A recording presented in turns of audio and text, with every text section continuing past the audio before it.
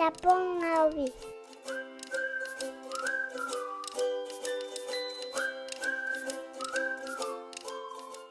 Mais Japon à légumes.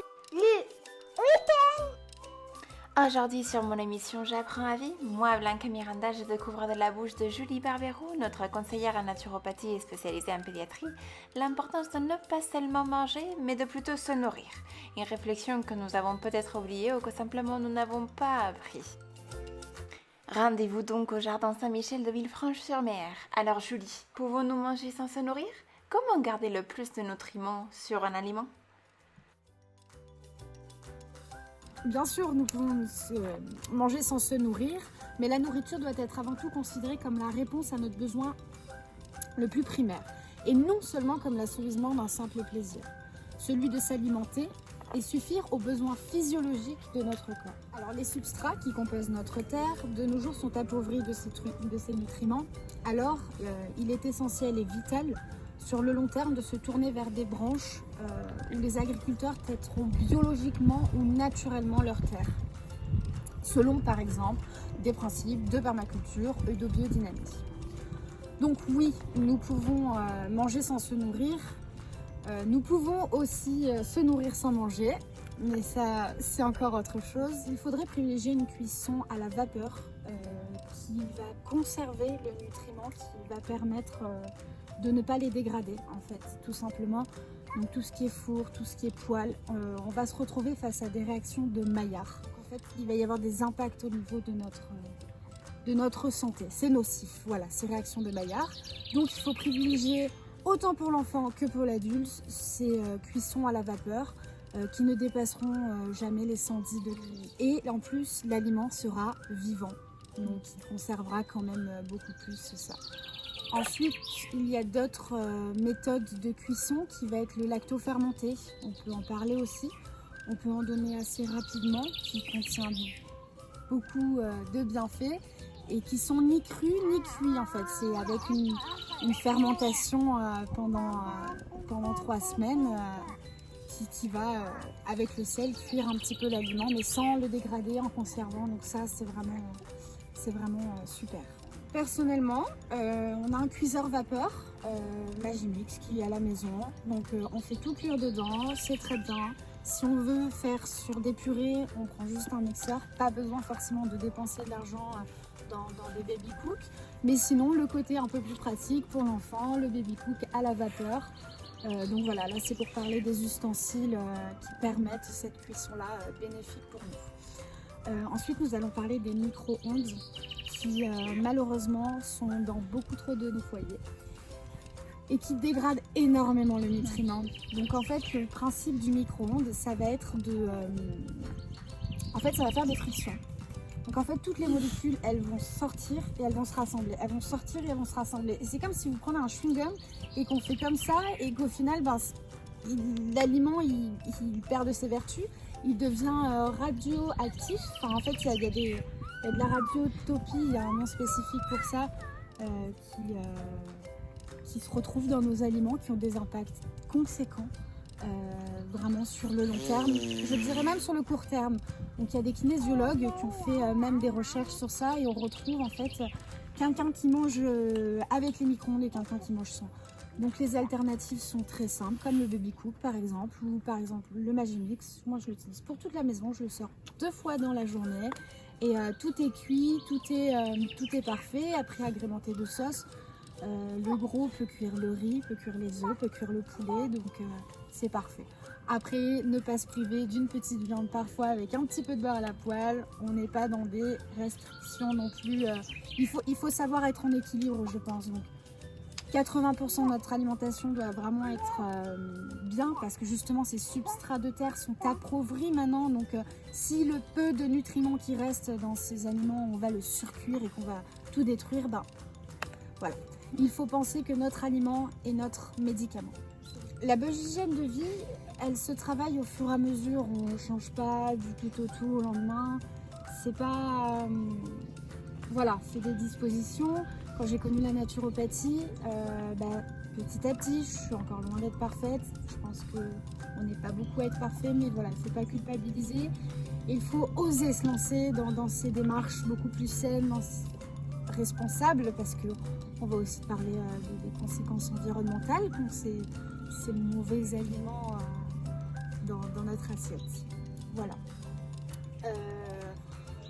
Justement, nous allons parler des aliments morts qui sont dans nos assiettes principalement. Donc c'est tout ce qui est industriel, transformé, raffiné, qu'on a tendance à manger et qui ne contiennent aucune vie, donc qui ne vont pas apporter quelque chose. Je vais vous prendre l'exemple du petit légume qu'on la pousse, qu'on fait repousser dans de l'eau. On peut voir les conséquences que ça a dans notre corps. Ça fait renaître, ça fait revivre. Je pense que si on met un aliment transformé dans de l'eau pour essayer de le refaire repousser, bon, c'est l'image un peu, mais ça ne sera pas possible.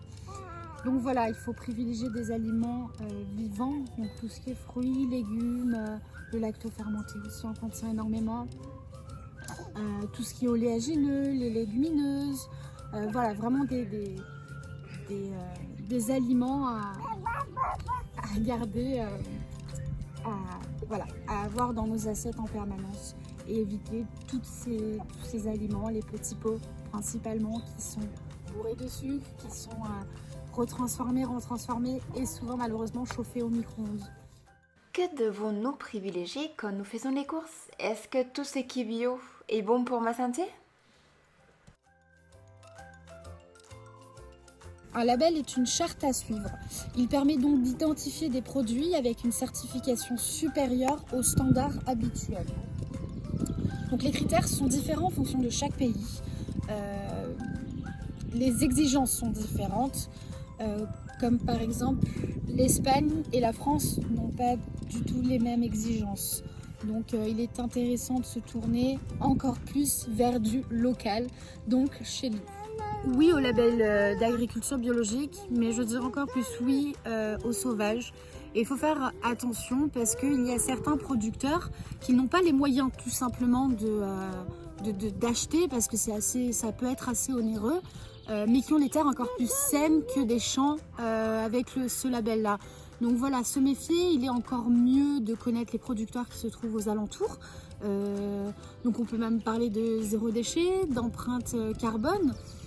Parce que c'est à côté, parce qu'on va voir directement qu'on prend notre panier pour aller chercher nos légumes et fruits. Donc c'est peut-être faire attention quand même à ce label bio. Enfin, voilà, ce n'est pas parce qu'on va en magasin bio que les produits sont très sains et très bons pour notre santé. On peut trouver un paquet de gâteaux avec plein de sucre dedans, on peut trouver des pâtes ou toutes préfaites, feuilletées avec des additifs à l'intérieur. Voilà, donc moi je pense qu'il faut vraiment privilégier donc une agriculture locale, saisonnière, bien sûr, parce que qui dit saisonnière dit que c'est le légume ou fruit à pousser dans des conditions optimales et dans des conditions naturelles, tout simplement. Et surtout, voilà, d'éviter des aliments transformés. Voilà, c'est le plus important. Pas raffiné, pas transformé, pas bourré de sucre. Voilà. Donc pour nos enfants, c'est essentiel de commencer à les habituer à des produits sains et surtout qui sont tout neufs. Donc c'est intéressant de conserver leurs intestins, de conserver tout leur capital de vitalité qu'ils ont à la naissance, qui est de plus en plus appauvri avec cette société industrialisée. Donc voilà. Il est important de faire au mieux pour nos enfants et notre génération, et surtout pour notre terre-mère qu'est-ce qu'on laisse derrière nous. Donc voilà, si on se responsabilise un peu chacun, il n'y a pas de petites actions, on est plus de 7 milliards sur Terre. S'il y a 7 milliards de petites actions, on peut s'en sortir et faire quelque chose. Je rajouterais aussi que même si les grands commerces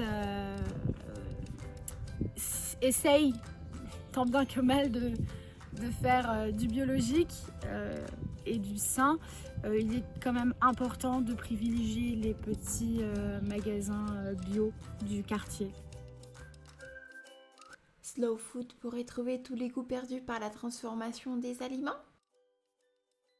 Donc c'est un mouvement international qui a pour principal objectif de sensibiliser les citoyens à l'éco-gastronomie et l'alterconsommation. L'éco-gastronomie, donc c'est privilégier, comme on en a parlé tout à l'heure, des produits locaux et cultivés de manière écologique. Et l'alterconsommation, c'est une alternative à la consommation de masse, plus respectueuse de l'environnement et de l'équité sociale. Le principe du slow food respecte la nature en privilégiant des produits qui seront honorés, c'est-à-dire les laisser pousser naturellement, sans utilisation d'engrais chimiques ou de surarrosage, en permettant une culture dans les règles de l'art suivant la croissance naturelle des produits. Pas de la surconsommation comme on a tendance à faire dans cette société aujourd'hui. Donc il faut plutôt privilégier la qualité à la quantité.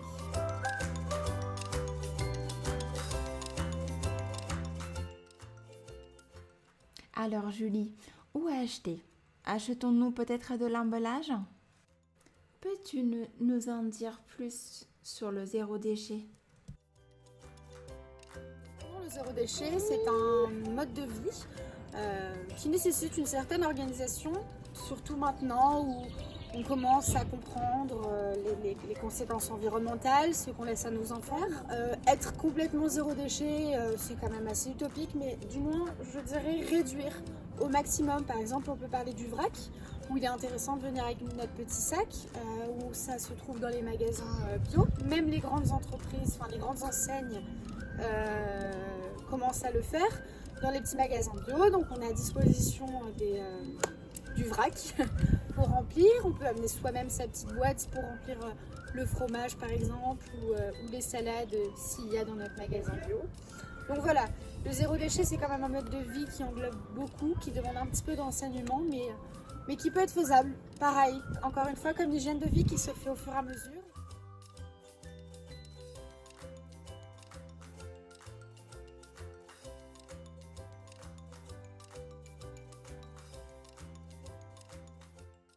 Merci beaucoup Julie. Je te dis à très vite pour plus d'épisodes de J'apprends à vie.